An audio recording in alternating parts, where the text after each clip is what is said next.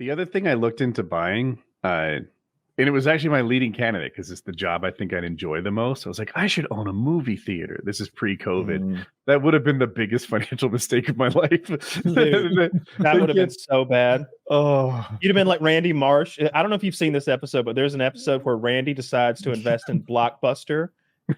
and he's got all the speaking points down that he clearly got from the Blockbuster salesman. Maybe he's like, studies have shown that in remote rural areas, bandwidth is not yet significant enough to provide DVD playback for customers, and therefore rental spots are still the best bang for the buck to get your video watching done. It just is. He's like, right, Randy, right. And they're all sitting, going insane in his Blockbuster. There's a ghost there. It's so old, it's haunted.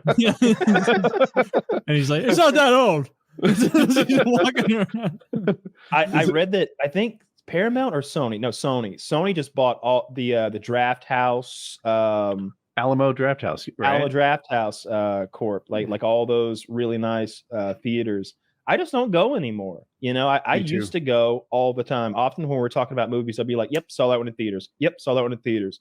Because I used to go every weekend, and sometimes I would stay there all day. I'd watch 2 or 3 in a row. You know, like you don't have to pay for those other tickets once you're back behind the ticket counter. That's how it works. Yeah. I used to see all kinds of movies at theaters, and then I dwindled only to ones that really benefited from the theater experience, like Marvel type stuff or The Martian. And now I just don't go. Yeah, I don't go. I feel bad that I don't go. Just a couple. Like I think the second Avatar and Top Gun, I think, are the only ones I've gone to see. But yeah, same reason. Like if it's going to kick ass on the screen, but I mean, for if you take a date or something, you're talking about like $55 just to go see movies. You know, I mean, that's just a lot of money to go sit in. You got to bring the kind of girl who's good with smuggling in candy. If she doesn't want to put candy in her purse, she's not for me. Absolutely, yeah. If you're not willing to go on the cheap, because if you're going to be with me, you're going to be doing some cheap stuff, including. Yeah, I used to go all the time. We would take lunch in with us. I'd get 2 Chipotle burritos and throw them in her purse, and we'd be in there having the best lunch ever, watching some new movie. I don't like that you did that. Why? It's amazing. It's too fragrant a meal. Oh, with I'm on around. Team Kyle here. One of my favorite movie experiences ever. I snuck out of work. I went with my boys. You put up we your brought burrito, 5 guys. Stinky. Hot sauce and fucking I don't know, lavender candles. More lavender on there, double lavender. It's like some like super quiet tense part of the movie, and somebody lays into like a crunchy taco or something. You're like waiting for the jump scare, and it's like. And I'll tell you what also puts me off from it. I see so many videos of people being disrespectful and awful at movie theaters. You know, people just on their phones and talking and fighting. And if you correct them, you're assaulted or someone gets shot. You know, I see fist fights going down. I see big groups of the usual suspects, you know, just going ape shit over. Yeah, that's what I was referring to. Going ape shit, you know, and just screaming and ruining the experience for everyone. And it's like, what am I going to do? Go up there? Excuse me, sir. Those youths have ruined my viewing experience. Could I have my $37 back, please? And I'd like a hey, this is the burrito guy. They tackle me though.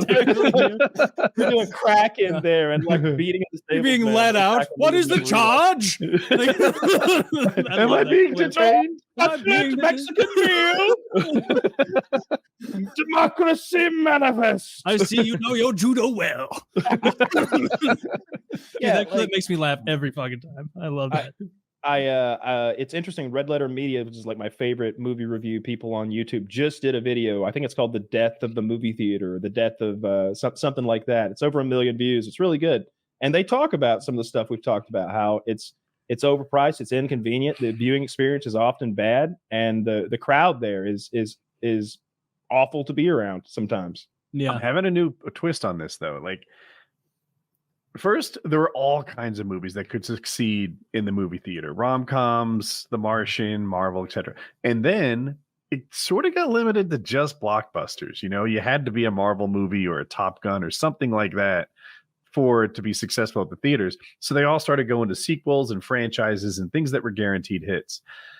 If the movies die, then they can go back to trying things, experimenting with lower budget stuff, the rom-coms, the story-driven things, because it's just going to be on Netflix and HBO Go. I guess it's just Go now, or Max. It's You know, Max. I can't keep Terrible marketing. Yeah, why did they lose HBO? But anyway, It was like oh, I'm sorry. Nah, go ahead. Yeah. So anyway, I just think that if we're going to start streaming stuff, and it doesn't necessarily have to make all its money in 3.5 weeks at the theaters, then maybe we can build different types of movies again. See, I'm glad you said that. The 3.5 weeks in theaters thing is a big part. Like, it seems like there's no faith in a movie product to go out there and build word of mouth and get the ball rolling. If it's not this blow your socks off opening weekend followed by, oh my God, it's the second opening weekend of all time. If it's not breaking literal records, they pull it after 3 or 4 weeks. Furiosa, which I've talked about, like, I don't know why people thought it was going to be so big. It's got stars in it, and it's a known property, but it's not like Mad Max was a gigantic film, and it's not like Fury Road made all that much money. It probably made $60 million, $70 million tops. So thinking that Furiosa was going to be this huge thing, no, it's going to be more of a niche film. And I think it's made 30 or 40 million and probably lost that much. It's going to lose that much because they already pulled it. It's already pulled. Like, come on. Like, people, from what I understand, it's a really good movie. I'm sure I'm going to enjoy it, but I'm not going to pay for it because it's, for one thing, all the reasons I listed before about movie theaters, but for another, I'll have it for free in 2 weeks.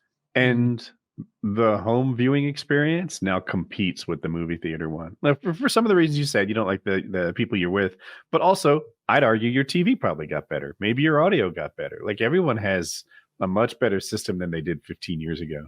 Yeah, I've got a little miniature theater. We both do. And it's like, man, is it really a big step up? Like, okay, if I go to a 70 millimeter art house type thing like Interstellar was, or Hateful Eight was, that's a different thing. Oh my God, there's an intermission where they turn the lights on and they're handing out pamphlets. This big trifold thing about the movie, and it's presented in 70 millimeter film, which genuinely looked like nothing I'd ever seen before. There was so much variance in the color and so much clarity. Like, that was incredibly high resolutions to see. And I saw it on an IMAX screen too. So it was the creme de la creme viewing experience for the Hateful Eight. I think I went twice.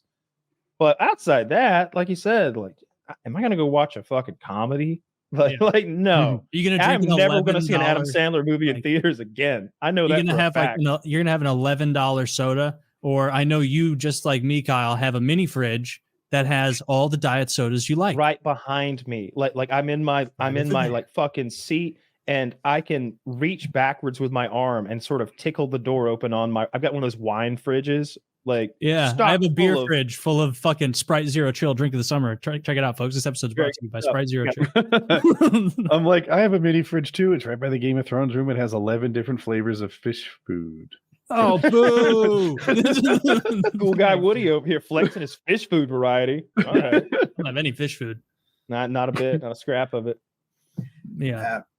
A buddy of mine has a 3D television, and first time I saw Fury Road was at his house, and I'm always like a year behind movies, stuff like that. And yeah, same thing, you know, it's like comfy couch. The movie's like happening like inside my head. I mean, maybe I'm just easy to please, but like easy to impress, but like putting the glasses on, like that movie happened in my head. Like you were in it. And yeah, you know, we're just chilling out on his couch, you know, Coors Banquet, feet up on a, you know, like it was way better than the theater. You're just hanging out, shoes off, drinking a beer. Didn't cost, I mean, obviously you guys a lot invested in the TV, but like, you know, didn't cost you anything. Go down there, pack a gun, hope you don't get shot. Like, yeah, I mean, crazy shit goes on in there. A friend of mine works in a theater, and the nutty stuff. It's like people use theaters like babysitters now. They just drop their kids off and go out for 6 or 8 hours, and the kids just run wild in these theaters. It's a shit show. I never thought I'd hear that. It's unbelievably rude. It was such a different. So again, I'm 32 and 38, and so like when I was a kid in the 90s, like the theater was a straighten up kind of thing. I remember our whole class. Oh, I think it was our Cub Scout group or something like that. Some boys group I was involved with, one of the team sports or something. We all went to go see The Nightmare Before Christmas, I think, that Tim Burton animated thing. And it was they let you know before we went in there, look, you step out of line in here, you're going to be outside in the bus with Miss Adams. You're gonna be out with her. She doesn't like Tim Burton. She thinks it's satanic. She can tell you some Bible stories while we all watch a fun movie, you little pricks. And it was like, oh shit, we fucking went in there and that is a hardcore threat. Yeah, you want to watch this movie or Bible stories with Mrs. Stick in the Mud? Bus driver thought the movie was satanic because Tim Burton stuff is a little dark. He's got his style. She'd probably seen Edward Scissorhands. I remember like as a young kid, sometimes not being able, like my mom wouldn't go take me to see a movie because she had some website in fucking 1998 that she would go to and be like, I'm just going to run this movie in here. And every movie got shot down by this website. It was just like, Pokemon is satanic. There are psychic type Pokemon, which is evil. And I'd be like, it's not. It's the coolest. And I'm going to be left behind in all of, like, this is the water cooler talk. In fairness to her, I did get to go see, she actually took me to the Pokemon movie because she realized that was ridiculous. But she still would not let me see certain stuff if this website would shoot it down. There's like a 2-year period of that. And then she realized it was like, this website fucking hates everything. I got into a whole conversation with a guy about this at the gas station the other day. I had my X-Men fucking tank top on. And he was like, oh, fuck yeah. Have you seen X-Men 97 yet?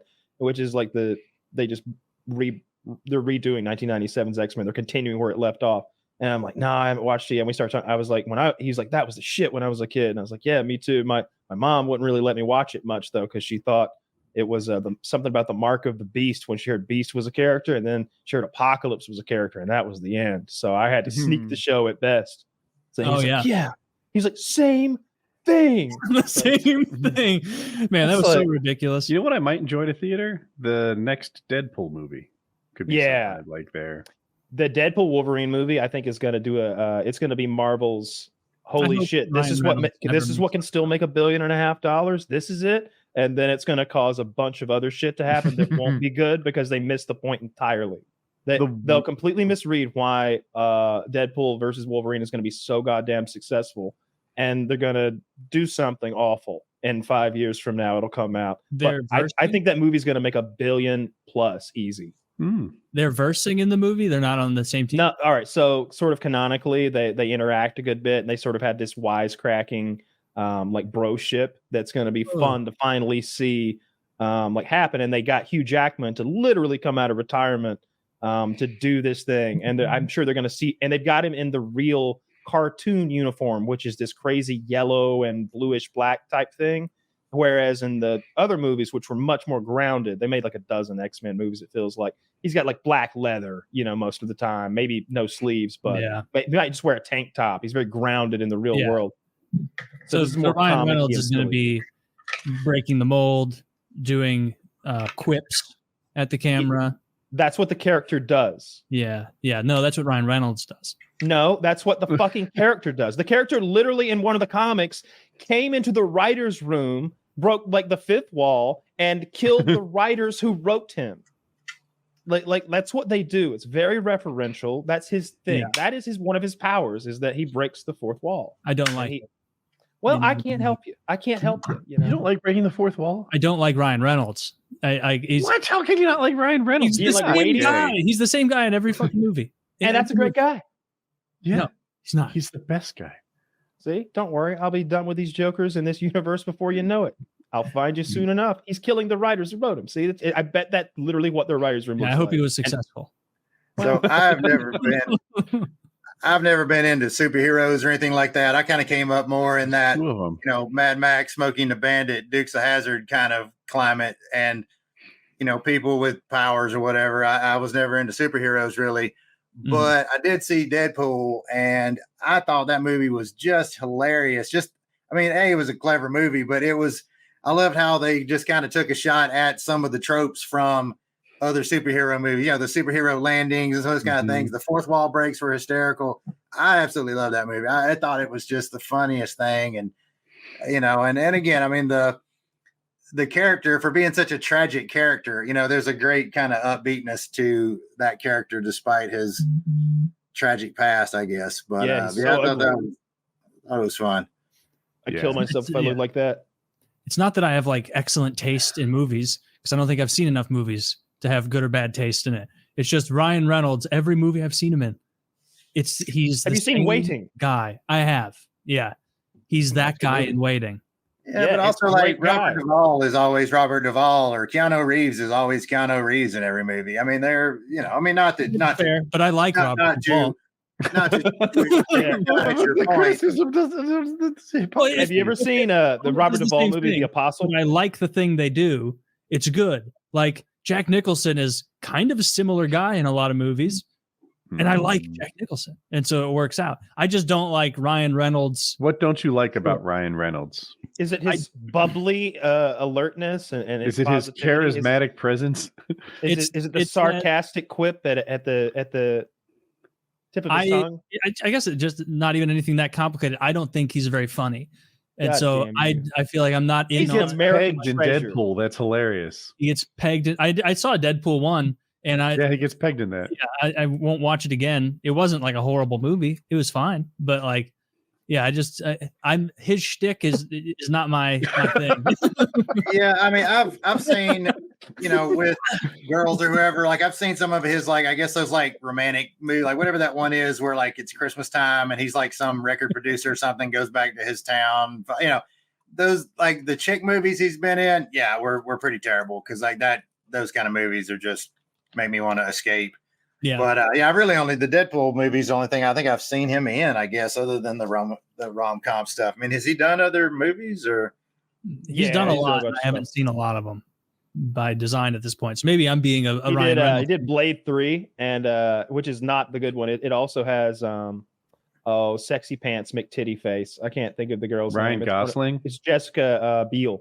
Of course, you name a guy. And what the fuck? What is Sexy Pants McTitty Face? He said Ryan Gosling. I was going for Barbie, and I thought we were looking for the other. It's fine. Just be gay. We like you. Be gay. I didn't remember my head.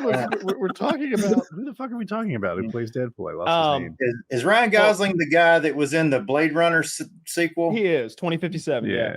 So Ryan Gosling to me is the same thing as whoever the fuck plays Deadpool, who I can't remember. Ryan Reynolds. Yeah. Ryan Reynolds. Yeah, they're like two parallel actors. That's why I said. And obviously, This is Ryan. Yeah. not Denzel Washington. okay. Who plays fucking Blade? I'm spacing out. He was going to fight Joe Wesley Rogan. Snipes. Wesley Snipes. And I love the quote from Ryan Reynolds about working on that movie with Wesley Snipes. He's like, they're like, "What's it like working with Wesley?" He's like, "Oh, I've never met Wesley Snipes. I've only met Blade." He should have been like, what's it like working with Wesley Snipes? Should have said taxing. That's a good line. I love it. Poor Wesley Snipes. Yeah, Wesley apparently he Snipes. just stayed in that stupid fucking character all the time. He's another Marvel Comics OG because that's also a Yeah. Marvel character. I did not know that. That movie, The didn't- Nice Guys. I thought that was funny. Yeah, there's no original ideas anymore. Yeah. They don't give credit to Blade for launching superhero stuff, do they? He did in a big way. Him, You think so? I think so. I mean, he showed what I mean by that is Mhm. that maybe some studio executives, financiers, or producers saw the potential for those type products. Like, look, this thing was a comic book product. Let's look at. We bought the rights to this Blade thing for $1,300. What else is in the catalog of comic books? These can be successful products, even though the average person doesn't know who Blade is. So, Because in my heart, a lot of people give credit to Blade for launching the whole Marvel thing. And I'm like, if you want to give him credit for launching comic stuff, well, Superman predates that. And I it was think a the pretty finan- big deal. I think it saved Marvel from going like uber bankrupt and losing some of their better Okay. characters, perhaps. And that Tim Incredible Burton Hulk. Batman from 92, 91 Mm-hmm. with The the Supermans predate the Batmans, which led to what am I looking for? I've forgotten. Anyway, there's Blade and Incredible Hulk. I think is before Blade, but I'm not sure actually. Yeah, that was a failure. The one that was that had Edward Norton. Let's see That what it one, is. I think it was John. I can't think of the director's name. It's that Asian guy. John. It doesn't John matter. Woo.